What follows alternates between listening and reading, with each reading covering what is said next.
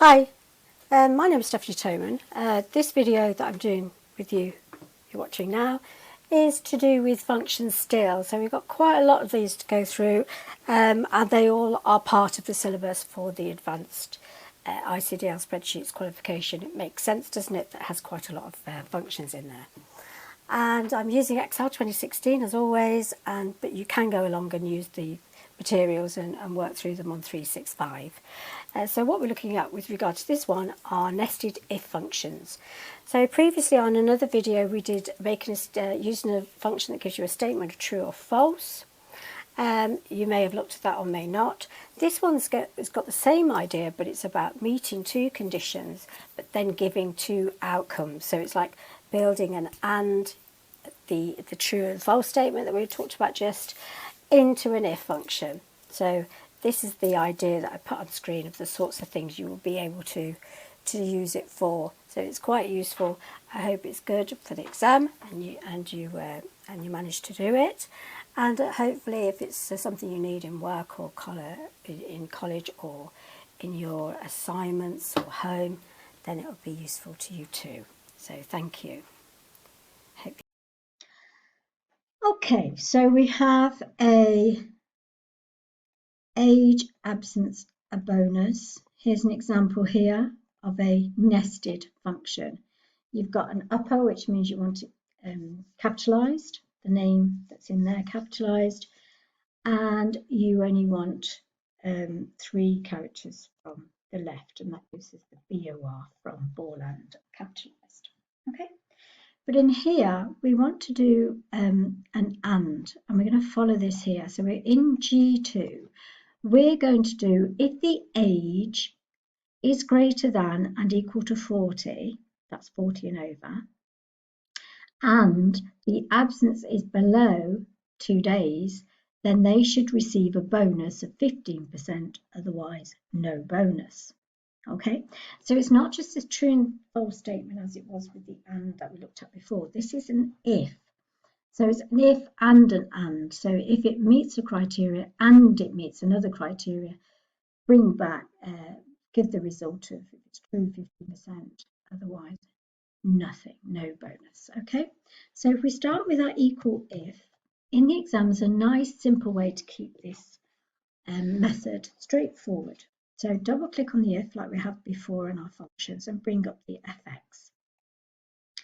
I'll take it up here so you can see the question below there.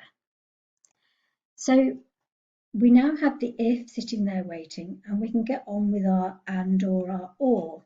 And in this case, it's an and. So we can type the and in and open bracket. So this is, as you can see, is happening within the if function. So the if's already put a bracket in for us, and the and is sitting in there. So we need to put in our first argument, which is the age, that's our first instance, is greater than and equal to 40, comma. And the absence, which is F2, is less than 2 days, 2. So we're not including 2, close bracket. So there's our argument. Okay, so it's the and open bracket, first argument, comma, second argument, close bracket. Then if it's true, we want 15 to come back for a 15% bonus. You can put percentage in if you want. If not, we want no bonus. Okay, double click will autofill down to the next blank space. And there you have it. It's worked it all out. And we can get those with the bonus or those without. Let's have a look at the next one, an or on the next one here. There's the or, doing it one way, using this method, and the or using the text method. So let's delete those and start with the or with the cell reference method. So equal if, double click, fx, let's bring it down here so you can see the first one, just pop it into there. So if D2 is equal to training or, finance or training, then 100 or otherwise 20. Okay, that's the coming back that we're going to do.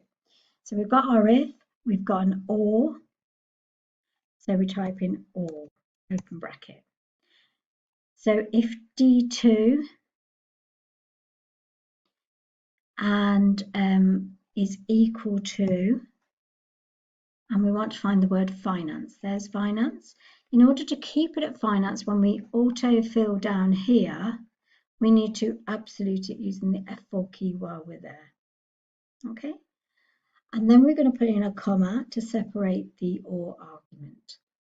And the second part of the argument is if D2, so back to D2, is equal to training. Once again, we F4 it so that it stays the same and close bracket. Then you've got your 100 or your 20 and OK. You can always check it in the exam as well. Just check the odd one to make sure it is what it says it is, should be. And then we're going to do it the other way. So equal if, open bracket, click on the FX. Let's move it just above this one. So our logical argument again this time is or, open bracket, and if D2 is equal to, I'm going to type in finance, speech marked, question, then your comma for the second part of the or. Then you've got your D2 again is equal to speech marked training, speech marks, close bracket, and then you can come back with your 100. Whoops, that can happen if you don't click back down on the next one. As long as you spot it, usually okay, and then hopefully will give us exactly the same answer. The last one we're going to do before we finish is this stop info here, and this is quite common to the test. So this is the one that you would be usually, it would come up basically like this. You would have an area where you'd have to put your answer, and the argument is if F7 is greater than K5 and E7 is less than K7, then it should result in order or otherwise no order. And it uses a table alongside that you can refer to for that information. So once again, if we use an if and double click, we've got the start of our function, nested if. So we click on FX and drop it. We can see everything. So we need to get to that. Table. Bear with me. I'm just jumping around. Okay, I think that's probably the best place right up there. So our logical argument is and, as we can see, it's in the table and in the question. Open bracket, doesn't have to be capitalized. You can do it in lowercase. So it's asking us if F, need to see, F7, so that one there, is greater than K5. So K5 is this one here. And because it's outside of the autofill, when I take this down, it has to be absoluted. So absolute it while it's still in there. So click on there and then a comma before your second argument. Second part of the argument, and if E7, let's make sure we're right on the E7, good, is less than K7, which is that one. Once again, when I autofill, that won't be included, so we need to keep it the same, so F4 it and close bracket. When we get the result, we want order if true. Notice it's speech marks for us, or no order if false. And that was speech mark as well. OK it, double click it, and it will bring it down.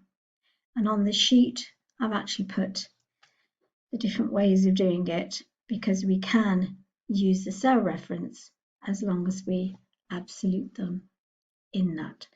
So remember, when you're starting equal if, double click, bring up your FX, and then follow with your and, open, and then start to break your function down. Your first argument, comma, second argument, outcome, outcome.